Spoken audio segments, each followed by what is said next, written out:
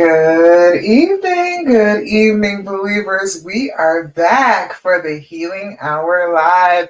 I missed you all last week. Went for my son's play. It was excellent, by the way. I was a very proud mama, but we're back for the Healing Hour Live this week, and I'm so excited to be with you. Come on in here. If you don't know what it is that I do, I would like to share with you today. I am a love coach specifically for women who want to heal and reconcile after infidelity. You have been cheated on, however, you're staying.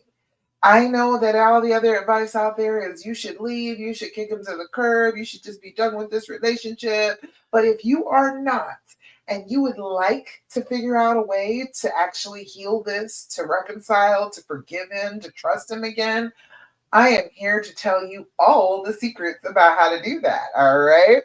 I have written the Dreams Formula for how to heal and reconcile after infidelity. If you would like a copy of that, if you need the 6 steps that I will explain to you how to heal and how to reconcile after this infidelity has happened to you, go ahead and put PATH in the comments, PATH, and I will get you that link, okay? All right, so, I'm excited to be back, making sure I can see everything. Whether you're joining me here on Love After Cheating in my Love Coach Dasha page or on YouTube, I am glad to see you all. Let me refresh that. Make sure I can see everything. All right, fantastic. Lovely. Okay. So we got things to talk about today. We are going to talk about the basics. We're going to talk about the practices, the things that you can do starting right this minute that are going to start to help you to overcome the effect of this trauma of being cheated on, overcome the effects on your body. All right. That's the very first thing that we can do to start to really help you is to get you back in a nice, calm, even frame of mind. So if we can do these things, if we can start doing these things on a regular basis, these things are going to get you back in control of your own brain after the trauma has kind of hijacked you. Okay. So the very first thing that we're always going to talk about every time we get together is do your deep breathing. Have you been doing your deep breathing? If you have not, you have been doing yourself a disservice. It will help you tremendously as you are trying to heal. I want you to be doing your deep breathing 5 times a day on general purpose, and then add it in for the times when you are feeling a little stressed, feeling a little triggered, feeling a little emotional.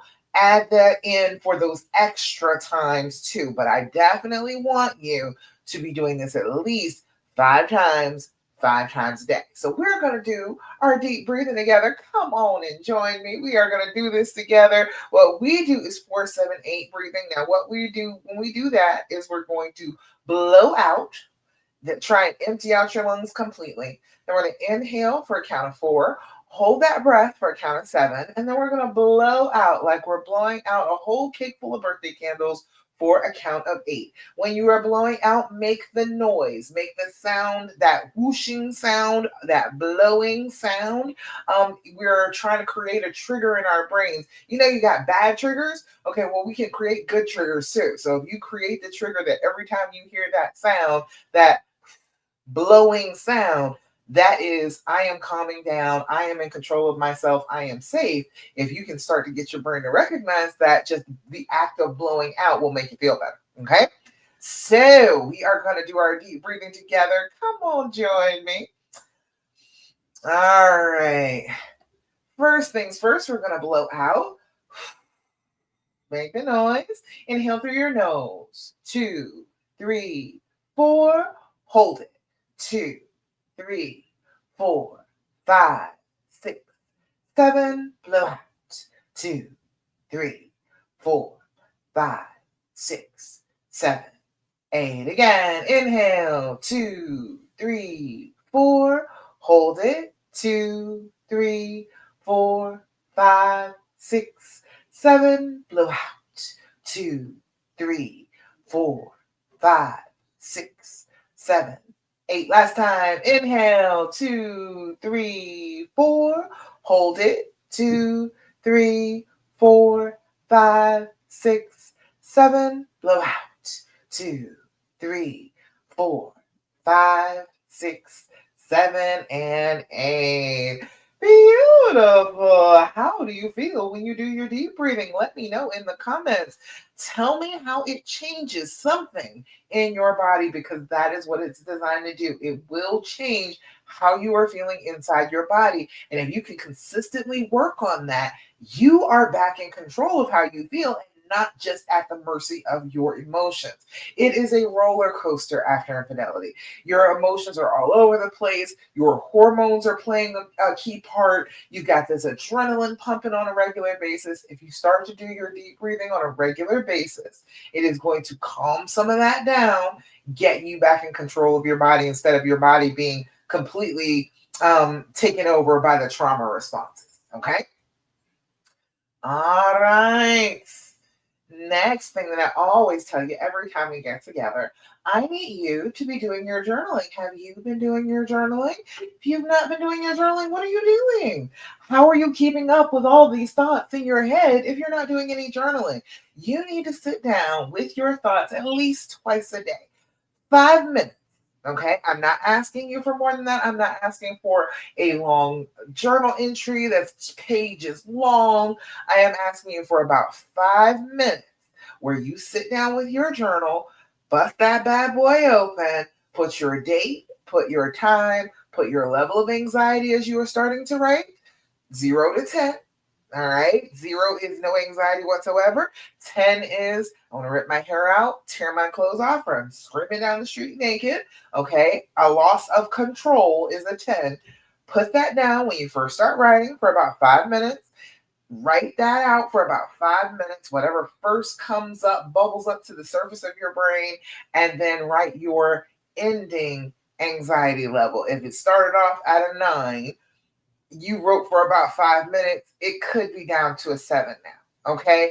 If you are paying attention to what happens when you're writing, you will notice that it will calm you down. It will get you more centered. If there are things that are repeating, you'll be able to find them in your journal. You don't recognize how often you keep asking the same questions and going back over the same territory as you are trying to heal from this.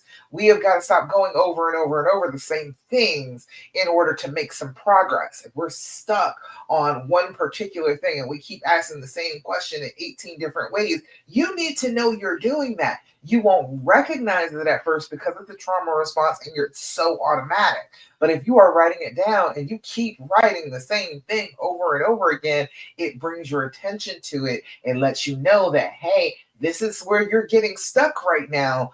We can move past this. And so then you're able to actually move past it. You'll get all sorts of clues from journaling. Please do your journal. I have started doing my journal every single day. Again, I was slacking. I wasn't writing something every day, but I have started to stop myself every morning, write it for a few minutes in my journal, whatever comes up, whatever is top of mind, and then before I get ready to go to bed, just jot down a few things. And having my journal close at hand like that and something that I'm using like twice a day already, it makes it easier for me to record my dreams when I do have them. And when I can remember them, I can write them down like half asleep, stick them right here in my journal. So lots of good reasons for you to journal. It's going to help to make you feel better. We are doing all the things that we can on our own to feel better so that we are not under the weight of this trauma forever. We got to start getting a little stronger, start shaking off some of this weight. Okay. The next thing that I always tell you every time we get together, I want you to practice gratitude. Can we do that?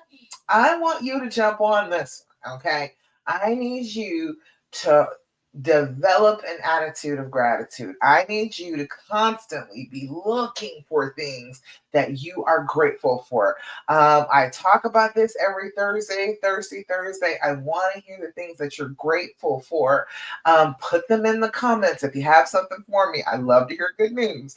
But when you are sharing that light, when you are sharing the things that you are grateful for, it reminds people of things that they're grateful for. So if you are in one of the groups and there's a lot of negativity, if you come out with a little bit of gratitude, a lot of the time somebody else will feed into that. Will say, well, yeah, I agree with you. I am grateful for that. And this is something else that I'm grateful for too. They'll start to add to it. Um, when you have a whole bunch of those negative thoughts all in one place, it's very easy for them to trip over themselves, or people be dying to say, oh, look at how bad I feel too. But if you are talking about how good you feel, if you are purposely being grateful for something good in your life and saying it aloud, you are reminding other people that there is good things in their life still. It may not feel like that. It may feel scary. It may feel like, oh, everything is bad right now, but it's not really. And if you can start to see some of the things that you are grateful for, some of that dread will lift. It will not be weighing you down all the time. Okay. So I need you to practice that first thing in the morning when you wake up. 5 things you're grateful for. Just right off the top, as soon as you open your eyes in the morning, even if it's before you totally get all the way up. If you like get up and go to the bathroom like a couple hours before you're actually supposed to be up, do it then. Do it then. When you are stumbling around, try and put that message into your sleepy, kind of half sleep state. If you do that, you go to the bathroom, you think of just 5 things that you're grateful for. I'm grateful that I have this nightlight in my bathroom. I'm grateful for this nightgown that I have on. I'm grateful that there's warm water. I'm grateful that I didn't have to go look for any toilet paper. Just try to like 5 things when you're in that half asleep state. It puts you in a better state of mind for the rest of the morning. If you can do that, just try and remember it. Try and come up with 5 things when you're half asleep first thing in the morning. And if you can't do that, then wait until you wake up fully and go ahead and write down 5 things in your journal. But try and hang on to that looking for things to be grateful for feeling, because if you wake up again with that, then that's where your brain is going to be headed when you start. Yes, really, it really does work. It really does work. And that's the great thing about it, because we can program our brains. Neuroplasticity is a thing. So if you are consistently telling your brain what you want it to do, it will start to do what you tell it to do. It takes about 17 seconds of thinking of something positive, thinking of something really good over there, Skinny Fun, before your brain will hand you another good thing to think about. So if you go ahead and train your brain that that's what you want it to do, and you are consistent about it, your brain will start to help you out. And then it starts to dig you out of that painful place that you're in. You're not stuck in the anger and the sadness after the betrayal. You are looking towards the light. You are trying to get up out of that hole. All right. All right. So if you got something that you are grateful for, put it in the comments. Let me know what you are grateful for today. I am grateful for the color red. I'm trying to tell you, I've looked good in red since I was a kid. All right. I love it. Love it. All right. That I am grateful for the color red today. But anything else, put in your comments, what are you grateful for today? And I will shout you out. All right. All right. Let's see. The next thing that we're always going to talk about, I'm always going to remind you to do, one of the practices is I need you to stop asking all those damn questions. Okay? I know. I know that is the very last thing that you want to do. I know that your brain is screaming at you to ask a whole bunch of questions, isn't it? When you start to feel a little bit unsure, your brain starts with the questions. Starts with the same questions that you already asked before. It goes around and around in circles, and you can't make it stop. That is how you know it's a trauma response. It is not necessary for you to keep asking all these questions. I feel like you've got enough information already. I understand that your brain on the trauma wants information. That's what the problem is. This trauma response is, I have to know the most I can know about this threat so this threat doesn't hurt me anymore. Okay, that makes sense if it's something that you want to remain a threat. But if you do not want him to remain a threat, you can't keep questioning him like he's a threat. Okay, does that make sense? I know that's hard. I know that's rough. I know people will always tell you that you're supposed to be able to ask whatever question you want whenever you want to ask it. And I'm here to tell you that that's not great for your brain. I am here to tell you if you want to stop ever asking the questions, you have to choose to stop asking the questions. You have to give yourself a break. You have to tell your brain, hey, we're not doing that, and actually stop. Because when you don't, when you keep on going, your brain will continue to produce that itch. It will continue to ask the same questions over and over again. If it can't think of new ones, it'll just ask the same ones that it's already asked before.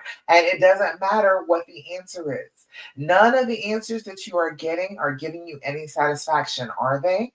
Course not, because there is no good reason.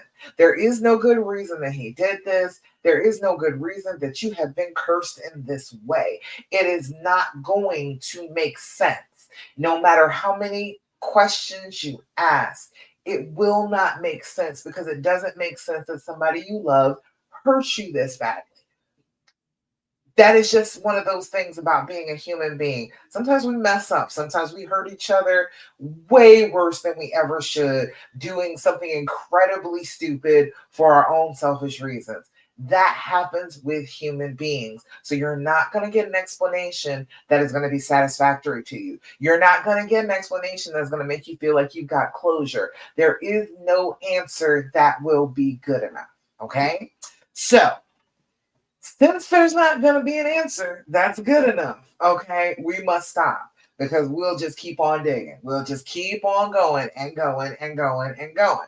Now, I say all that to say, I still know that this is a trauma response and it's extremely difficult not to ask the questions. So, if your brain is itching, if you want to reach in there and scratch it, and it just will not let you go without asking a question, you can try these. All right. This is the and THEAND.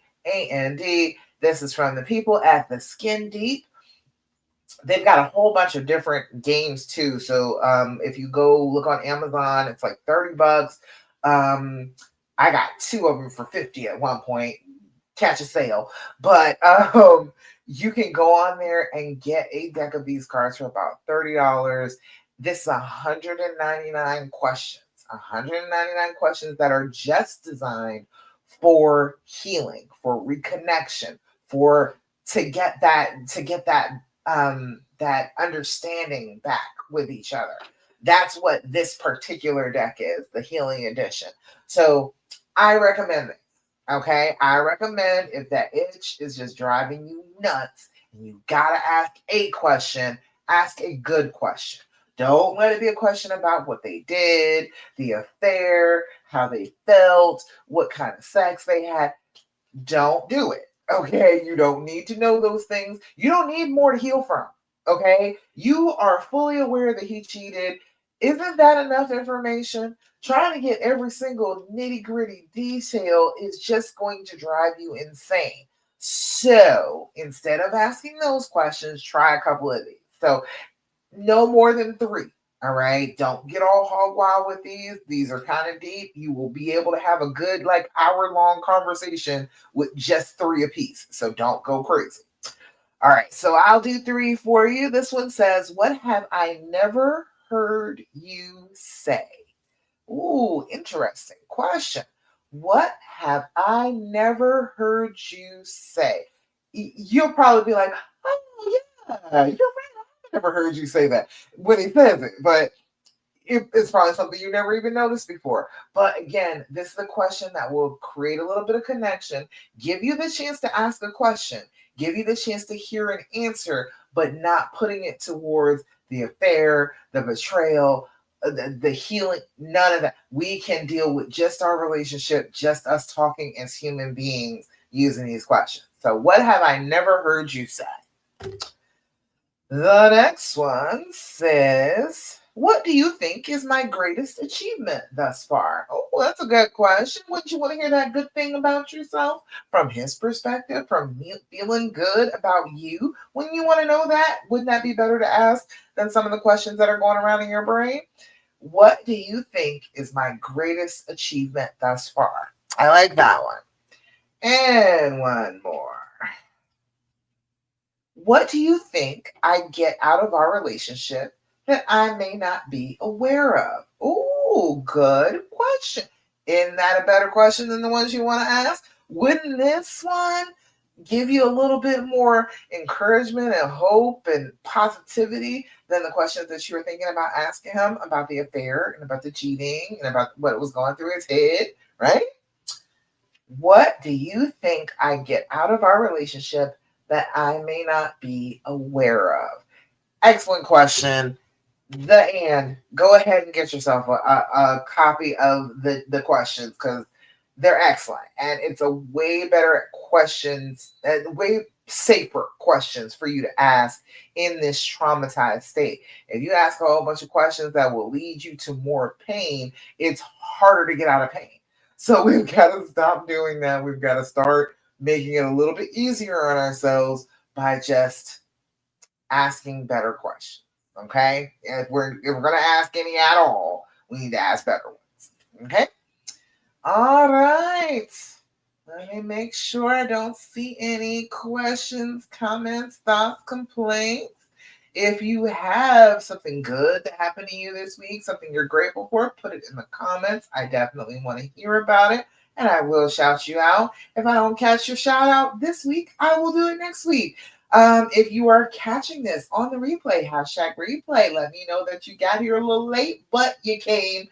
Hey, I don't care if you get here late as long as you get here. Okay? All right. So, all right, we good to go. Good to go. All right. So we're going to talk a little bit today. We're probably going to talk for a couple weeks about seeking the support, the S of the dreams formula. We talk about all the rest of it a lot, but I want to talk about getting the right support for your journey as you are, like I say, I use the term curse. If you are the fairy princess, if this is your fairy tale, then him doing this is a curse. You were suddenly snatched out of your very lovely castle and stuck in some cold ruin somewhere in the middle of a forest, and you are trying to get home. That's all you're trying to do is just trying to get back to where you belong. And as you are on that journey, there are so many things that could sidetrack you, get you lost in the woods again, get you even deeper and darker into the woods and the swamps. There's so many treacherous things that could happen. So that's why I created the dreams formula so you know what the actual path is and you can start to go forward on the path. But the right kind of support to keep you on that path, that's going to be critical. It's going to be so important to you. If you've decided to stay after infidelity, this part of the process is like vital because healing doesn't usually happen in isolation. I was a nurse for 25 years. You are healing better if you have a support system to help you do that. That's why in hospitals there are dietitians, there are physical therapists, there are people who specialize in what you need to be able to heal and move forward as quickly as you possibly can. So we've got to get the right support to help us to heal. Now, I am not saying that you absolutely cannot do it without some support. I am just saying it's like being in the hospital and not being taken care of. You have been wounded. You are hurt. You need some people to help you a little bit, but you could heal all on your own. I'm not saying that you can't, but I am saying that to make it easier on you, to make it so that you can take the steps that you need to take a lot more fluently, you need a little bit of support in your life for this healing. Okay. And the thing is, you have to remember that you are not going to heal from betrayal surrounded by people who only believe in you leaving. That is never going to work. They are never going to be the proper support you need. They're always going to be making you second guess your decision, the D of the dreams formula. They're going to be making you second guess that decision, constantly pulling you backwards and not letting you go along the path back home where you want to be. Your support system needs to back your decision to stay and then help you to remember why you made that decision in the first place, especially on the days when the fear and the pain seem like they're louder than the love. And there will be those days. That is absolutely normal. That is part of the reason why you need this support, is because fear works the same in all of us. We all have the exact same responses to being betrayed in this way. And so we need to be able to have somebody to support us, to remind us why we are actually trying to do this work in the first place, why we decided that this is a person that we want to forgive and we want to love anyway, and we want to get back to trusting.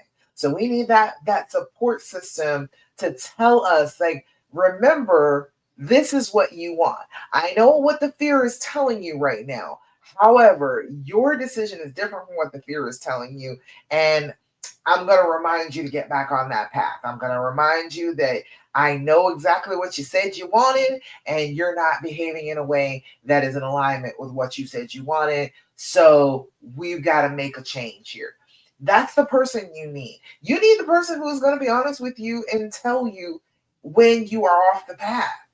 If you don't have somebody to tell you that, a lot of the time, if you go to one of these random Facebook groups that are just about, talking about and venting about the pain and after infidelity, a lot of those people are still hurting. And so they will lead you off the path. They will tell you that no, it will never work. And I don't know why you're trying to do that. And you're just going to humiliate yourself and you're just acting like a pygmy. They'll do all of that because their fears are at the surface too, and they're afraid of those things for themselves. So you can't listen to just anybody. You can't listen to people who are scared and sad all the time. You have to listen to people who are going to be trying to uplift you instead of bringing you down to their level. Okay. Um, and let's be honest, some of the people we love most don't know how to do this. They don't know how to help you through the reconciliation. It could be one of the wisest people you know, but if they've never actually been through this, if they haven't actually been cheated on and then decided to stay and then had to put in the work for it, if they've never done that, they don't have much to tell you. They don't have the information that you need. You need somebody who can support you, who's actually been there, who understands how you're feeling, but understands that actually this is probably not the direction you want to go. I understand you're hurting and you're acting like somebody who's hurting. So if you don't want to continue hurting, you should stop acting like a person that's hurting. All right. The people that are around you that tell you, oh, you're hurting, so you should just go ahead and go hog wild with the hurting. They mean well. But instead of helping you to heal, they're feeding the fear. And that's what the problem with that fear speech, recognizing that fear speech, you got to recognize that first of all. When people are doing that, when they are coming to you and they are feeding your fears because their fears are so big, you need to recognize that they're doing that. And you have to cut off that influence before it really gets you off track and puts you back on your healing. There are so many things that can happen that will make you feel like you have gone back to square one, and listening to people who are not healed and who are really, really afraid is going to bring you back, making you feel like you're starting from square one again. Friends who tell you, I'd never forget that. I'd never forgive him. I would never forget. Probably not the best ones to go to for that. The people that are always, well, it's a cheater, always a cheater. Okay, look, seriously, no human being is always anything. Okay? That is just not true. It is just not correct as a sentence. Okay? We are constantly changing, becoming something different than we were in the first place. So we are not always anything. You can be a cheater and stop being a cheater, saying it hundreds and hundreds of times. Okay? That is not a real thing. She's just telling you that out of fear. She has that fear that that has happened to her and she doesn't want it happening. The family members who replay that pain every time you are around them. Are you sure he's really changed? Are you sure about what you're doing? And the problem with that is you won't know if you're sure, until time has passed and it has been proven. So you asking me that is not helping me. It's not making me feel any better for damn sure. So those people probably not the best people to talk to about this. The online comments. Oh, the people that say you're weak. How can you just, oh, you don't have any self respect if you stay with him? I feel like respecting yourself is choosing what you want to do and following through on it. If you don't respect yourself enough to go for the things you want, what's the point of having self respect? If you are not going to get what you want out of the self respect, then what the hell is the point of it? I feel like if you have decided that you want this, you're not weak. You are doing something very strong indeed, and something that is for your own benefit. You are making choices for yourself. You shouldn't be ashamed of that. Okay.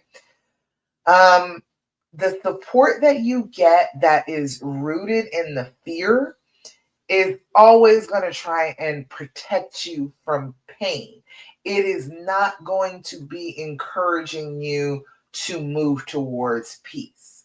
If that makes sense, that support that is all about the fears, all about the pain, all about protecting yourself, it's not going to help you get to peace.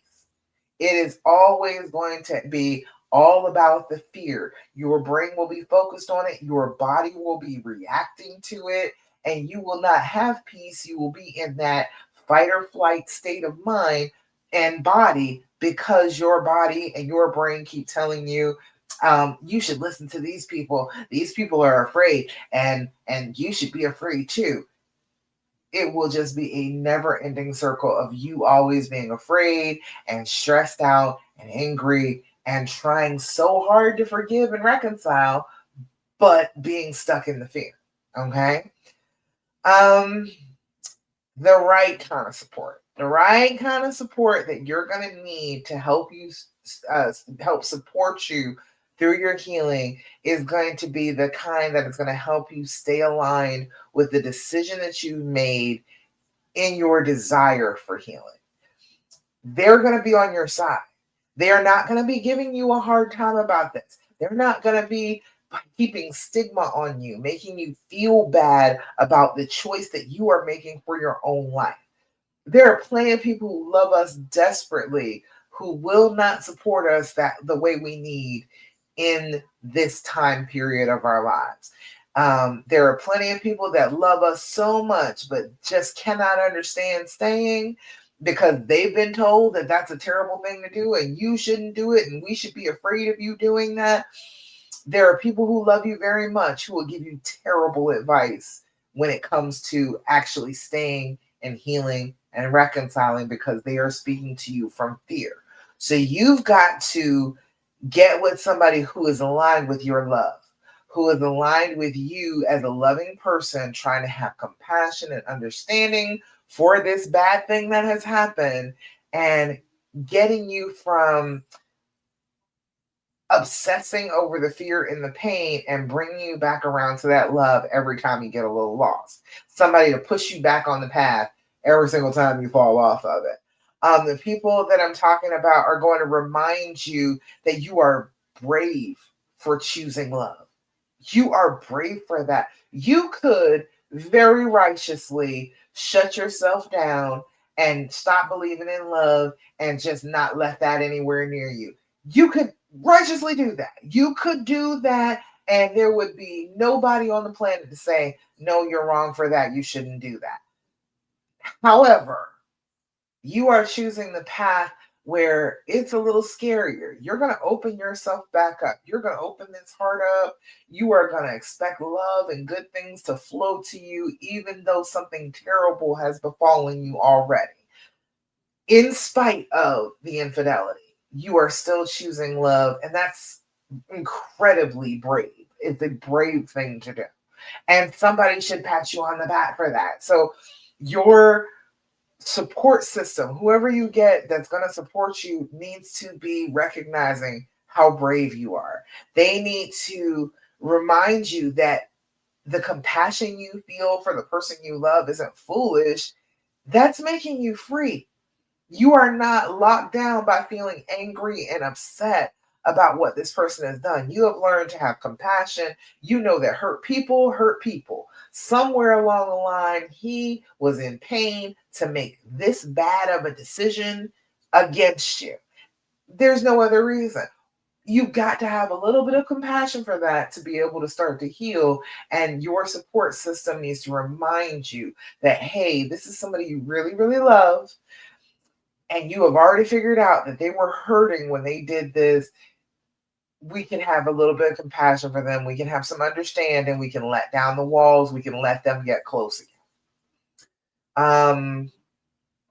You need the person that's going to say that whatever happened to make them do this, it's not an excuse, but you definitely need to understand it. And having some compassion for it will open up your heart and make you able to get to a place where you can forgive. And you need that person who is going to tell you that healing from your triggers is not weakness. It is mastery. It is goddess level, is what it is.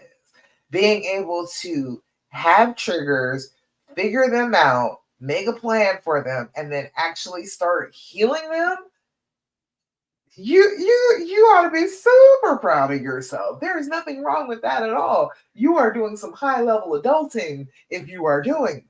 So you need that person. You need that person who is not going to feed into the fear, who is going to push you deeper and darker into the woods. You need somebody who's going to try and push you towards the light. You don't need people to agree with your decision. You need people who are going to respect it and help to hold you steady in it. They don't have to necessarily agree. They don't have to do that, but they have to know that you are a grown woman who knows the best things for herself. And if you are going to do this, then it would probably help you to have a little bit of support in that process. That's the person you need.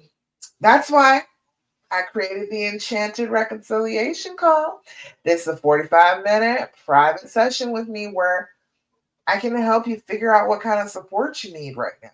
I can give you like daily guidance with my tech support, or you might even be ready to go into my self-led course, which is called Happily Ever After Betrayal.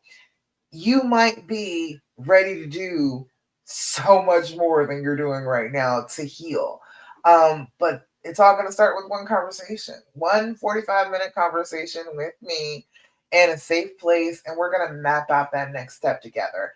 I will give you exactly what you need to do coming up, like 3 good steps that are going to start to help you, that are going to start to get you out of the pain that you're in and start you down the healing path.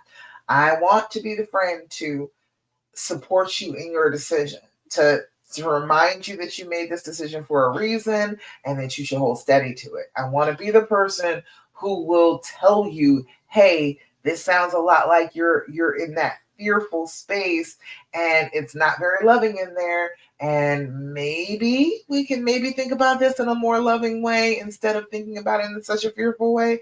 Maybe we can come out of that. Maybe we can shake off a little of that fear and that dread. All right. You need that person. I want to be that person who's going to remind you that this is the person that you love and you want to have compassion for them. You know that this bad of an idea couldn't have come from a good place. So we've got to understand what bad place it came from and then have that love and compassion for the person in spite of making bad decisions under bad circumstances. All right. Um, Allowing that healing, I'm going to remind you to let down the wall and get close and kiss and touch and have sex and do all the coupley things that you've been avoiding doing to be able to heal from this. And managing those triggers, I'm going to be there for you to help you to figure out what the trigger is and then make a plan for it. So when it comes up the next time, you're not caught unawares. You know what the trigger is. You know what the plan is after that. All right. So I want you to get on an enchanted reconciliation call with me. I am going to add that link to, okay, over here. Christina, see you, girl. Or Christine, happy newlywed. He said, I'm so glad I followed my heart and worked on our love. I know that's right, Christine. She's a happy newlywed. She is doing the thing. She is feeling good. If you're in the Love After Cheating group, she put wedding pictures up because her and her honey are doing well. All right, healed. Okay, to the point where she was like, we are at the place where I feel good enough about our relationship again. We are going to get married. All right. Feeling it. She is a happy newlywed right now, not stressed, not sad. She decided to do the things, and here she is. All right. So I want you to get on a call with me so you can have that same kind of outcome. I want you to be happy.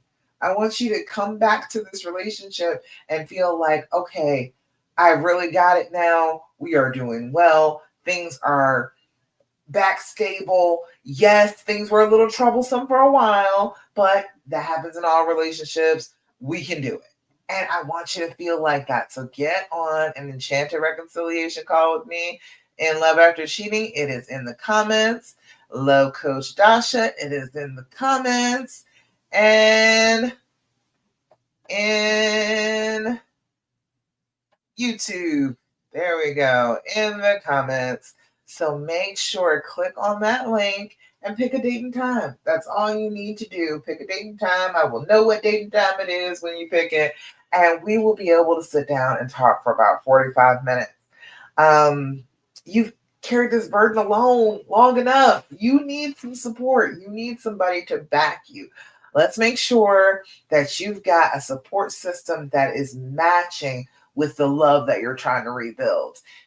I have done this. This is 18 years later for me. This month is 18 years past the last D-Day. It is my husband growing and changing and doing and being more of the man that I need him to be. It is me healing and understanding and forgiving and trusting again. It is a good place. I know the path. I want to push you down. All right. So get on the call with an enchanted reconciliation call with me. We're going to talk about it. All right. If you're tired of just trying to make this work and hold it all together without the right support, then we should talk because I got the right support for you. Book your free enchanted reconciliation call and we'll figure out what kind of support fits where you are and will help you to move forward with clarity and compassion and love and understanding and happiness, gratitude, all the good stuff. You don't have to keep walking through these woods alone. I have been cursed. I know the curse. I know the curves of these woods, and I know the path to get out of these woods. I am here to help you find your way out and back home to the love. Okay? So put a purple heart in the comments if you know you need better support, and I'll send you. You can get the link right there to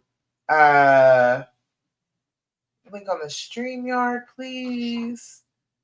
I said you're alone on StreamYard. Click on that link right there. It should go right to it. You're over here on YouTube with me. It should, yeah, it goes right to it. Click on that link. And you can set up a call. I got plenty of time coming up this week. All right. We're gonna have fun. We are gonna have a good conversation.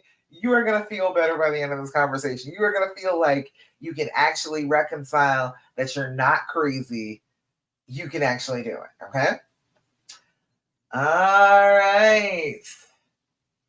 That is all I had to say about that. I want you to get on a call with me. Definitely that.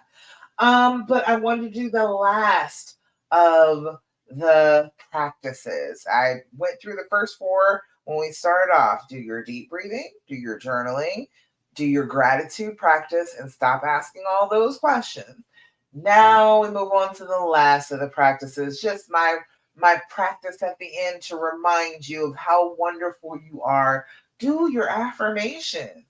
If you do your affirmations on a regular basis, you are combating the trauma in your brain. The trauma from being cheated on, is telling you all sorts of negative things about everything and everybody, including yourself. So we've got to say, no, no, no, we are not listening to that. We are lovely. We are a wonderful person. Absolutely not. We are not going to think those terrible things about ourselves. So you can pick up a deck of cards like this. This one is mindful affirmation cards or whatever. It does not matter where you get these from.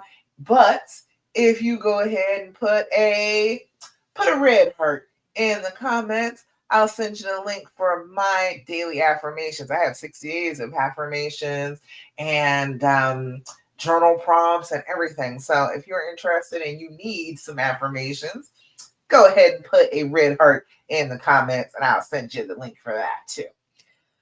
All right, so we've got to tell ourselves good things about ourselves on a regular basis. If we tell ourselves these good things, look yourself in the eye and say it like you mean it. Say it like it is the most true thing you've ever heard about yourself. Your brain will have that recording of you saying it with such conviction. And so then when it starts to pick on you, it's going to remember what we said. Like, actually, no, that's not really true about her. She's actually a really wonderful person. We were just talking about that earlier. Your brain will recall that video of playing that in your head, and then it will try and lay off you a little bit.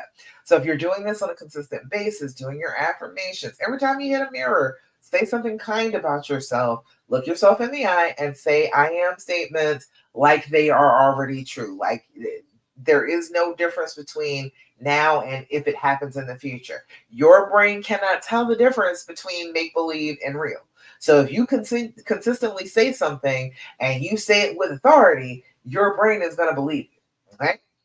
All right. So today's affirmation is today, I will not compare. Of course not. Girl, please. Today, I will not compare myself to others. I will find true peace in my own life. Ooh, I love it. Today, I will not compare. Today, I will not compare myself to others. I will find true peace in my own life. That is critical for your healing. You keep comparing yourself to the other woman, right? What did she have? Why was she so important? Why was he able to do this to me with this particular person? You keep comparing, right? You keep on comparing yourself as a unique individual to a completely different person. There is no comparison. You're unable to do that. I remember this Facebook post, it just struck me the right way. It said, Christmas lights are pretty and flowers are pretty, but they're not pretty in the same way. And one being pretty doesn't take away from the other one being pretty. So trying to compare yourself to another woman, that's insanity. You are a light unto yourself. You are beautiful in ways that no other woman could ever hope to be.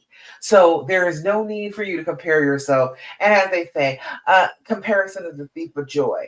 You can't enjoy what you are if you are constantly comparing what you are to what somebody else is. You are never going to measure up. You're not going to be the same as that person. And so that's going to devastate you, making you feel like you're not important. Okay. So today I will not compare. Today I will not compare myself to others. I will find true peace in my own life. All right. I think that is an excellent, excellent thing for you to take into this week, not to compare yourself to any other woman because there is no comparison. It's insane for you to even think that there would be. There is no comparison. You are wonderful. You are beautiful. You are a loving and forgiving and compassionate and understanding woman who is dealing with an immense amount of pain and stress and anger, righteously so. However, you are still leaning towards love. You are still lit up by the idea that you can come through this. You can get to the other side of this with your person. And I want to pat you on the back for that. I want to give you a hug and squeeze your cheeks because, damn it, that's so sweet. It's so sweet that you were like that. I was like that myself. I loved my husband even though he was breaking my heart. I still loved him and I still believed in that love.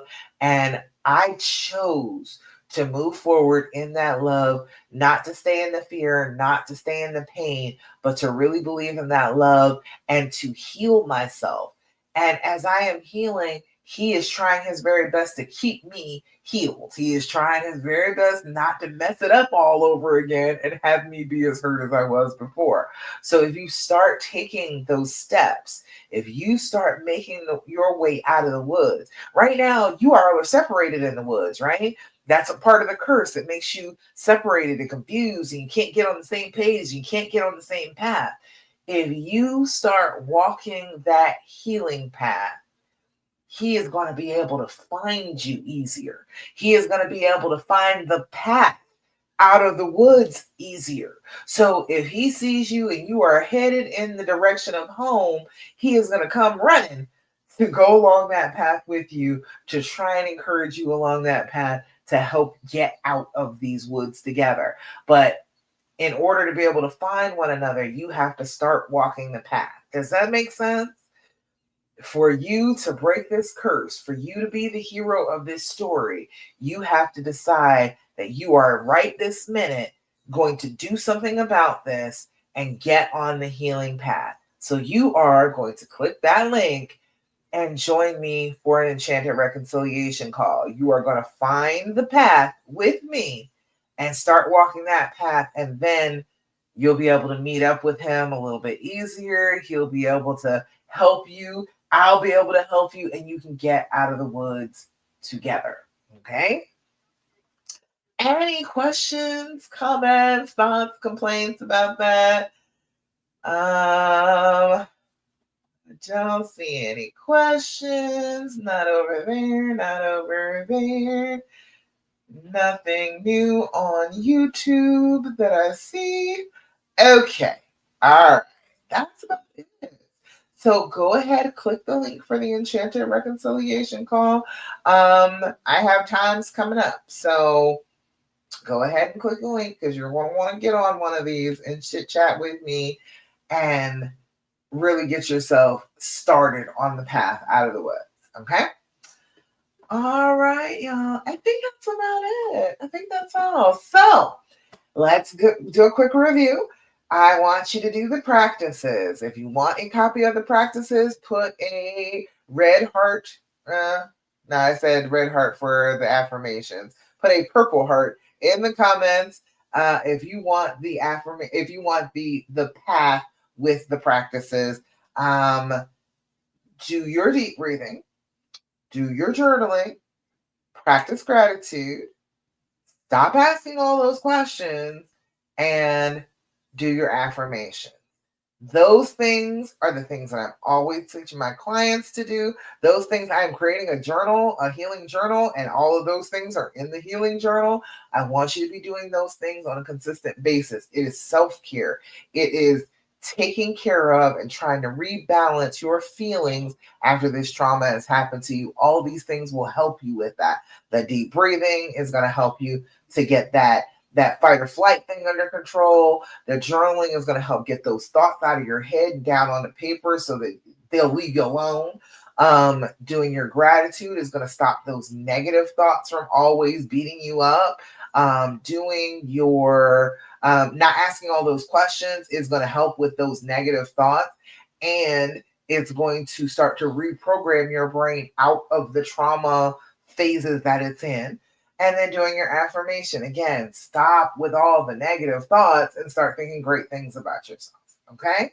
So I want you to do those things, be doing the things, and let me know how it goes for you this week. We will be back again next Thursday, 9 p.m. Eastern Standard Time for the Healing Hour Live. I love you, and I'm so, so proud of you. Mwah. I hope to see you next week, and I hope to see you on an Enchanted Reconciliation call this week. Okay? All right, y'all. I will see you again next week.